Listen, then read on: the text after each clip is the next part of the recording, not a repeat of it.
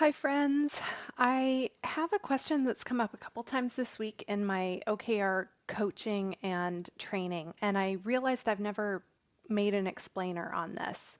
So I'm going to share some tips today. This is for when leaders or teams are trying to write a measurable goal, a key result in a territory where they might have partial data or where they might not yet have data that they can depend on to measure progress. So we're going to talk about how to create a low fidelity index measure that we can experiment with to increase our measurability or to learn about how we could measure in order to fill a current measurement gap. So let's look at a real example. All right, so this is anonymized, of course, but I was working with a scenario where a leader was working on an annual goal.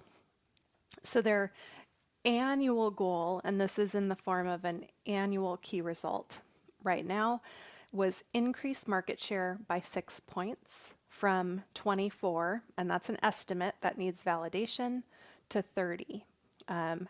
I made the note there, this is infrequently measured because they don't get market share data very often. And so what we were wrestling with is this is a metric that is at a high risk of turning out watermelon, where we might get green progress reports all quarter, all year saying, yeah, we're headed in the right direction on market share.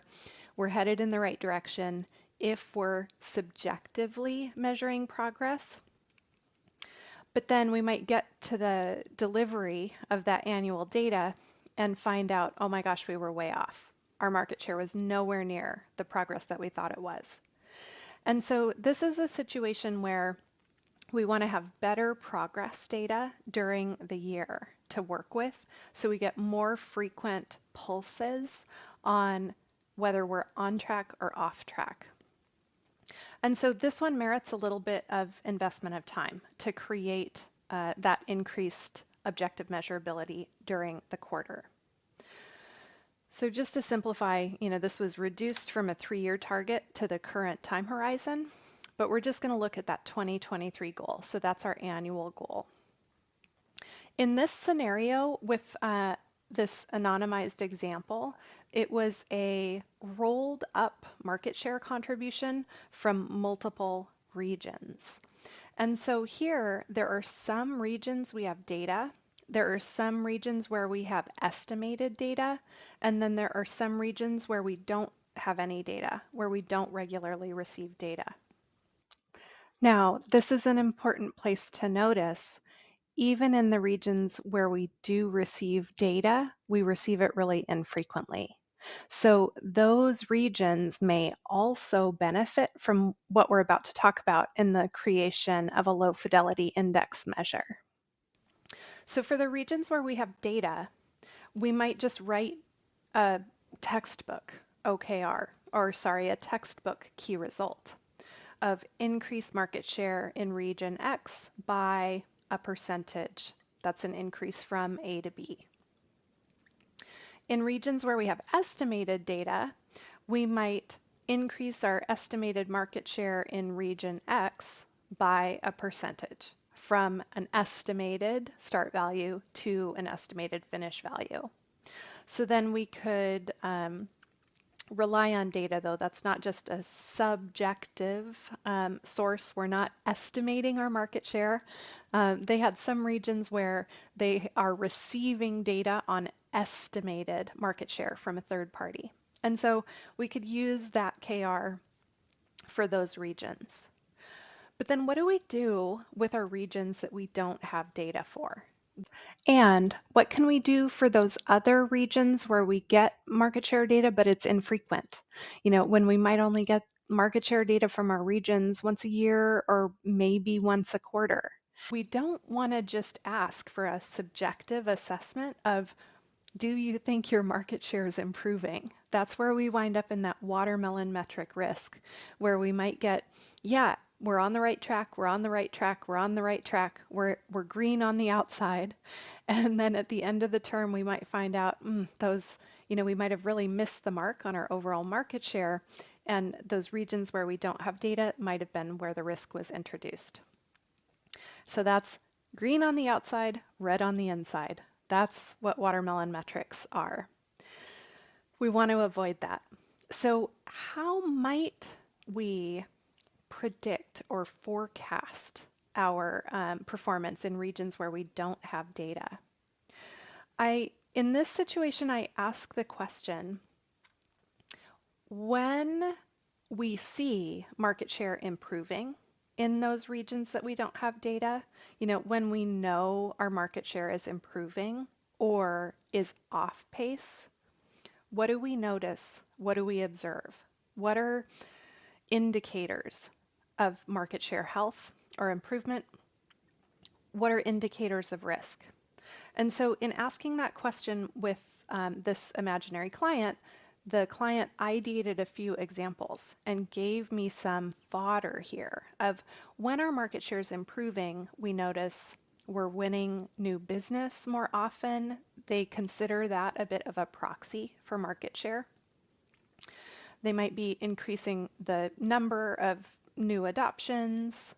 They might observe more taking business away from competitors. And they also might get more signal from their salespeople that we're doing better on market share. So that isn't in and of itself super reliable because different salespeople might estimate that differently. Some are going to estimate that more accurately than others. But it's still some information that we can pull in here. And so what we can do when we identify, when this condition is improving, we notice a few factors. Then we can take those factors and we can create an index or create a health measure that treats those factors like a rubric to then give us a low fidelity health measure that we can work with.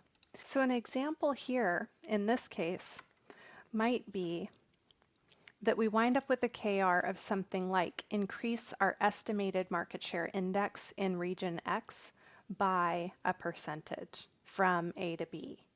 Because we can take those factors we notice, we can figure out a way to get data, a way to notice and track when those things are happening more. We can get that information together. We can create an index based on those rubric measures and then run an experiment in whether that index does give us better estimation of our, of that watermelon metric dynamic. Does it help reduce the watermelon risk? Do we see, based on that estimated market share index that we created, where we have risk or where we're closer to on track? When we get that infrequently measured market share data, we can do that comparison at the top line. So then in this example, working with these low fidelity index measures that we can create helps us experiment and improve our predictive capability so that we can develop low fidelity measures that we can then experiment and test and see if they work or not, that then help us think in terms of measurable progress as opposed to just estimating our progress, which is subjective. So I hope that helps give you some creative ways to think about how you might be able to create a health index or create a low fidelity index for some of your hard to measure areas of your business today. That's it for today. If you have any questions, drop us an email at hello@redcurrentco.com. That's red currant like the berries, redcurrantco.com. You can find us at redcurrentco.com online, and I am hosting a new course on Maven that launches in November called No BS OKRs. So if you want to join us to learn, it's 1 week, 3 days, 3 hours minimum with some optional office hours to help you go from idea to completed OKRs in a week. So if you're interested in that, you can find more information at findrc.co/nobsokrs. Thanks. Keep the questions coming, and I'll see you next time.